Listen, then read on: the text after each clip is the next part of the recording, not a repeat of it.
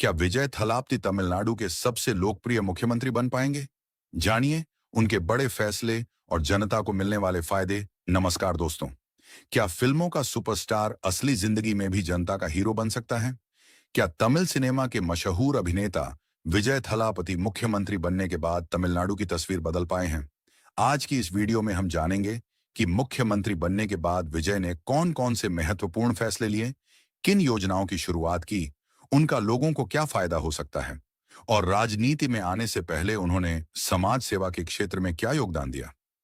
विजय ने राजनीति में कदम रखते समय कहा था कि उनका उद्देश्य केवल सत्ता हासिल करना नहीं, बल्कि आम लोगों की सेवा करना है। मुख्यमंत्री बनने के बाद उन्होंने सबसे पहले सरकार में पारदर्शिता और ईमानदारी पर जोर दिया। उन्होंने अपने मंत्रियों और अधिकारियों को स्पष्ट संदेश दिया कि भ्रष्टाचार किसी भी कीमत पर स्वीकार नहीं किया जाएगा। उनका मानना है कि सरकारी योजनाओं का पूरा लाभ सीधे जनता तक पहुंचना चाहिए। महिलाओं के सशक्तिकरण को भी उनकी सरकार की प्रमुख प्राथमिकताओं में रखा गया है। महिलाओं की सुरक्षा, आर्थिक सहायता और रोजगार के अवसर बढ़ाने के लिए कई योजनाओं की घोषणा की गई है। इनका उद्देश्य महिलाओं को आत्मनिर्भर बनाना और परिवार की आर्थिक स्थिति को मजबूत करना है। गरीब और मध्यम वर्ग के परिवारों को राहत देने के लिए सरकार ने कुछ श्रेणियों के उपभोक्ताओं को 200 यूनिट तक मुफ्त बिजली जैसी कल्याणकारी योजना की घोषणा की। यदि इसका प्रभावी क्रियान्वयन होता है तो लाखों परिवारों के मासिक खर्च में कमी आ सकती है। शिक्षा के क्षेत्र में विजय सरकार का लक्ष्य है कि हर छात्र को बेहतर शिक्षा और उच्च शिक्षा के अवसर मिले। आर्थिक रूप से कमजोर छात्रों को सहायता देने और सरकारी स्कूलों की गुणवत्ता सुधारने पर भी जोर दिया जा रहा है। स्वास्थ्य सेवाओं को मजबूत बनाने और गरीब परिवारों के इलाज का खर्च कम करने के लिए भी कई योजनाएं आगे बढ़ाई जा रही हैं।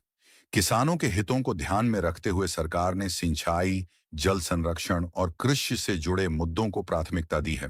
विशेष रूप से कावेरी नदी के जल अधिकारों की रक्षा के लिए केंद्र सरकार के सामने तमिलनाडु का पक्ष मजबूती से रखा गया है। साथ ही युवाओं को नशे से बचाने के लिए नशा विरोधी अभियान और विशेष निगरानी तंत्र शुरू करने की दिशा में भी कदम उठाए गए हैं। मुख्यमंत्री बनने के बाद विजय लगातार विभिन्न सरकारी परियोजनाओं की समीक्षा कर रहे हैं। उनका उद्देश्य विकास कार्यों को समय पर पूरा करना और सरकारी सेवाओं को अधिक प्रभावी बनाना है। चेन्नई मेट्रो जैसी बड़ी परियोजनाओं की प्रगति की भी उन्होंने स्वयं समीक्षा की है। राजनीति में आने से पहले भी विजय समाज सेवा के लिए जाने जाते थे। उन्होंने जरूरतमंद छात्रों की मदद की, शिक्षा को बढ़ावा दिया, रक्तदान शिविरों का आयोजन कराया, प्राकृतिक आपदाओं के समय राहत कार्यों में सहयोग दिया और गरीब परिवारों की सहायता की। यही कारण है कि राजनीति में आने के बाद भी लोगों को उनसे बड़ी उम्मीदें हैं। हालांकि उनकी सरकार के सामने कई चुनौतियां भी हैं। चुनाव के दौरान किए गए सभी वादों को समय पर पूरा करना, रोजगार के नए अवसर पैदा करना, राज्य की आर्थिक स्थिति को मजबूत रखना और शिक्षा तथा स्वास्थ्य सेवाओं में स्थायी सुधार लाना आसान नहीं होगा। आने वाले वर्षों में ही यह तय होगा कि विजय अपने सभी वादों को किस हद तक पूरा कर पाते हैं। दोस्तों, ये याद रखना भी जरूरी है कि मुख्यमंत्री बनने के बाद घोषित सभी योजनाएं अभी पूरी तरह लागू नहीं हुई हैं। कुछ योजनाएं लागू की जा चुकी हैं, जबकि कई अभी योजना या चरणबद्ध क्रियान्वयन की प्रक्रिया में हैं।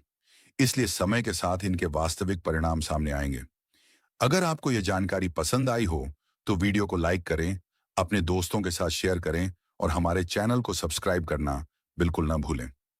आपका एक सब्सक्राइब हमें ऐसी ही तथ्यपूर्ण और प्रेरणादायक वीडियो बनाने की प्रेरणा देता है।